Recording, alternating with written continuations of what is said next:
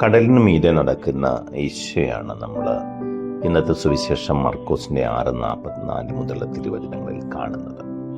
കടലിന് മീതെ നടക്കുന്ന യേശുവിനെ കണ്ട് അവർ ഭയപ്പെട്ടു, ഭൂതമാണെന്ന് വിചാരിച്ചു എന്നാണ്.